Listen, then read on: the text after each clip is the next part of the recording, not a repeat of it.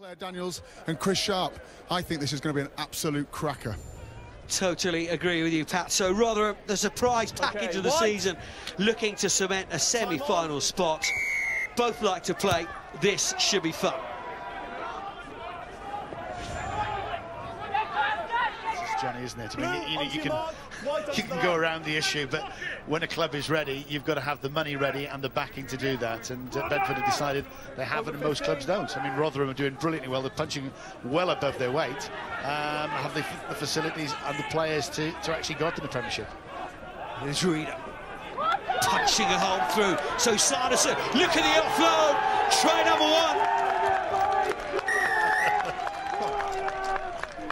one. Rotherham.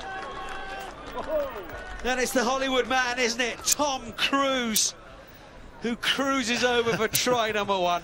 I'm not sure about the try celebration. I think Shaw must be having money on the first try scorer there, but Cruse did a brilliant line, but it all came from Sanderson, the second row. Initially, line-out ball superb there, Mulchrone into the thick of things, punching holes. Bedford aren't coming up, they're not stepping up in defence, and then reloading. Look at that, just a step. That's big, that's great from the big man, and then the offload, and that's the angle I talked about. Superb. I've got the direction. He's got that little bit of X factor, isn't he? Tom Cruse.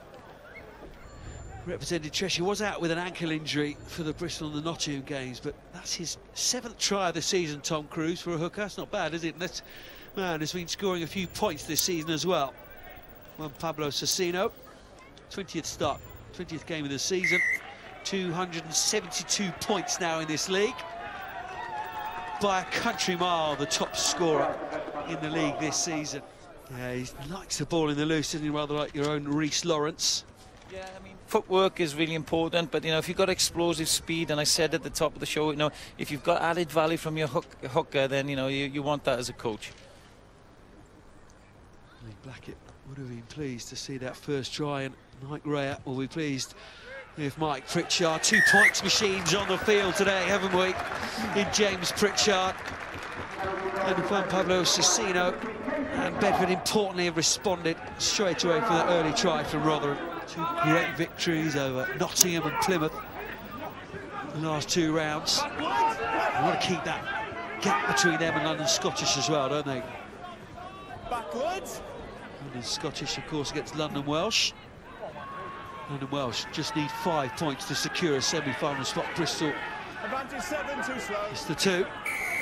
Advantage to Rotherham again, and it's Mulchrone and it's Cruse and it's Rieder, and it's such quick hands, and they will have another penalty because Mulchrone was manhandled within 2 metres, let alone 10.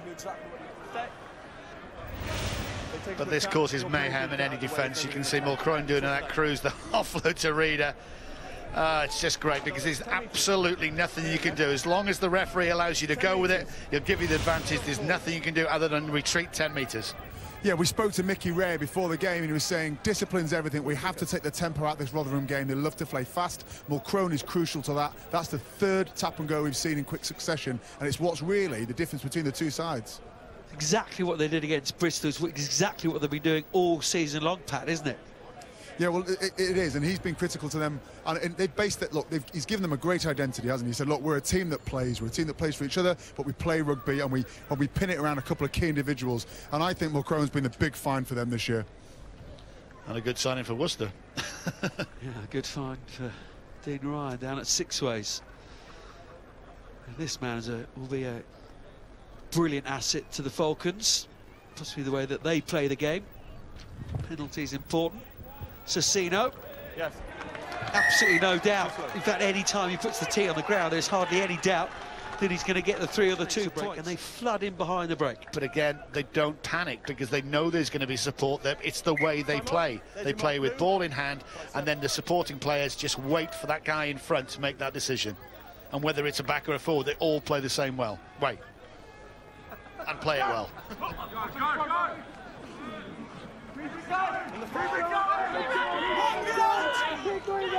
Hislop.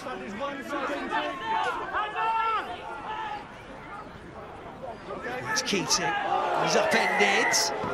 Now, was he brought to ground safely?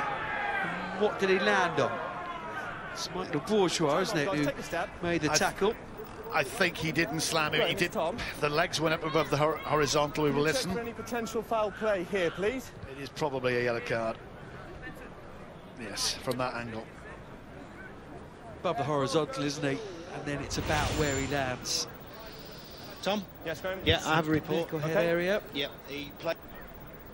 the player's legs were lifted above the horizontal. Yes. The player then slipped and didn't let him down, but he did actually place him down, but his legs were above the horizontal. So from what you're telling me, it's a penalty here? And a yellow card? Correct. Excellent. Number, please? With you heard Graham Hughes, the television match official, adjudicating on that. 12 clear. Actually repeated what we said. Correct decision. That's where the laws are made. Him above the horizontal. Give me no option. Penalty will be here. Foley then went over to Chris Sharp because there was some more foul play. The ruck being brought down illegally, but will go back for the original penalty. The Bourgeois tackle, and that's right in front of the sticks. Yeah, it was Darren Fern, the loose head, had brought that maul down. He looked like Rotherham had it in total control, but Fern brought it down, so that was the one penalty. We've gone back. Socino will kick these in his sleep. So you can see what Lee Blackett's doing. They don't, you know, they will build a lead and then they will go for it. And if there's more tries out, they will score them. But they know how important it is. They want to get into the top four. That's simple. They know Scottish have to play Welsh on Sunday, and if Welsh were to beat Scottish, and we were down at Welsh when they turned them over at home early in the season, so Scottish are. He's ill. No, he is a tremendous distributor of the ball. Unfortunately, last week, the second try that Welsh scored, he took a quick tap, slammed it into the field, and his players went on the wavelength, and Welsh turned it over and scored the try, and really that's what unhinged them. So he is a magnificent player, and I think he will have a tremendous future for Gloucester. It was 8-5 at that moment, wasn't it? I consider that rush of blood to the head. Would have been a different story, possibly they'd gone in at half-time against London Welsh. Wasn't to be. Here's Pritchard. Oh, he's back on form with that one. Missed the one before, but he doesn't miss two in a row often. And it's 6 points to 13.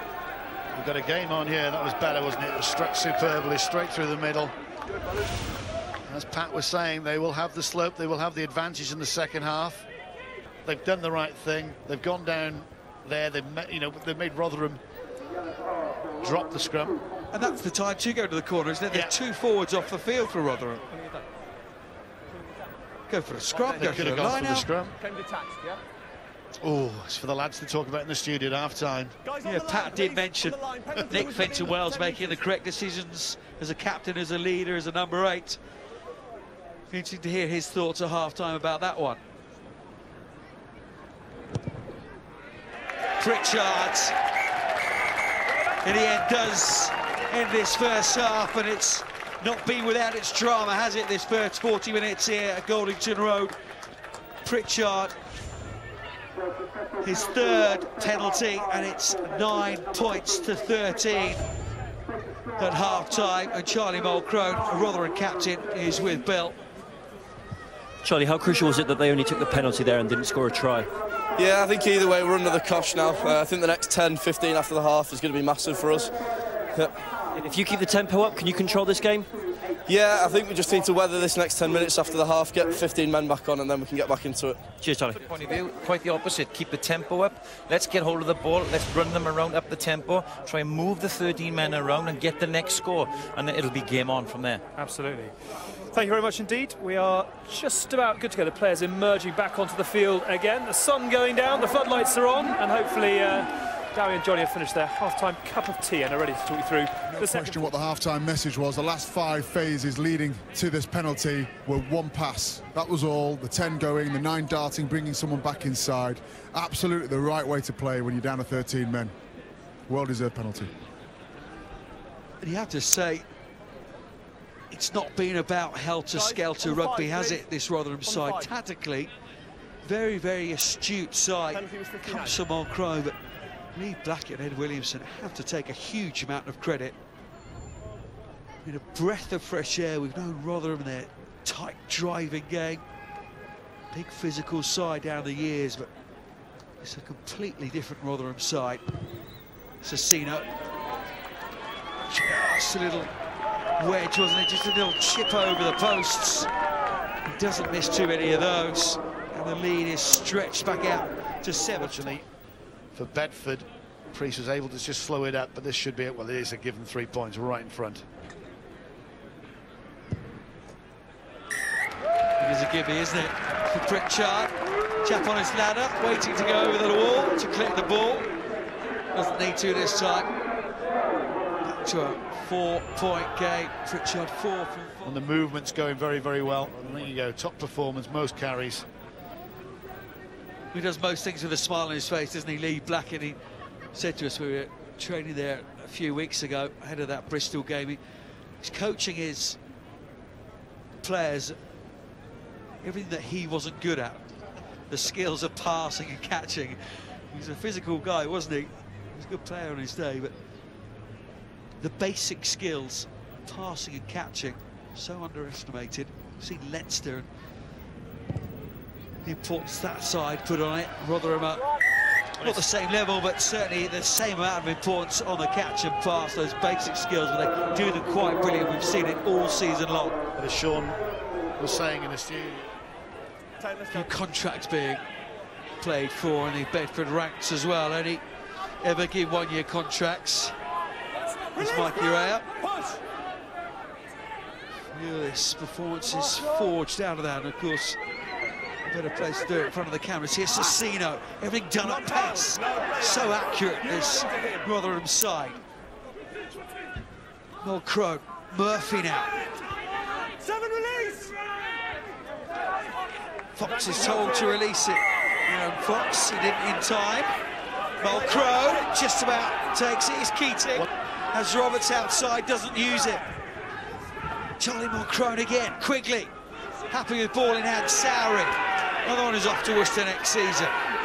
Mulchrone again, just need to give it.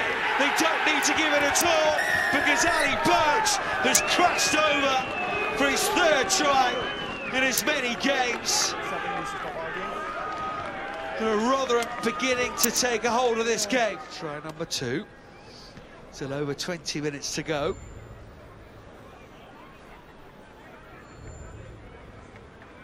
Socino to add the extras.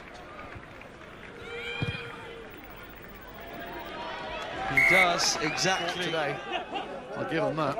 Semi-finalist in the last 4 years in a row, not to be this season.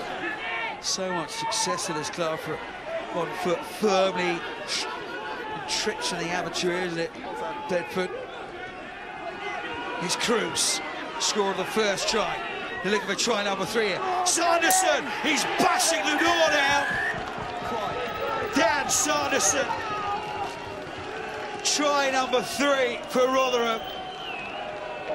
And when he's been on the field, Dan Sanderson, this evening, he has been fantastic. Well, he's an intelligent rugby player. He calls the line out, so he's calling all the shots. He set the first score up for Cruse with some tremendous footwork. This is a great break from Mulchrone. That's what you want from your 9, straight into the guts of your 10s. There's now going to be gaps, there's now going to be space. And when the ball comes back, you want your big forwards to batter down, and then your even bigger forwards to make this decision. That's a great pickup. If he doesn't... If he doesn't score, it's the wrong decision, but he just knows that I've got the pace. They had the momentum for the first couple of 3 times of this game, and the celebrations, I think, says it all. That's a very, very good score from a very good rugby player. Strangely enough, Socino's added the extras from in front of the post. We don't have to show that.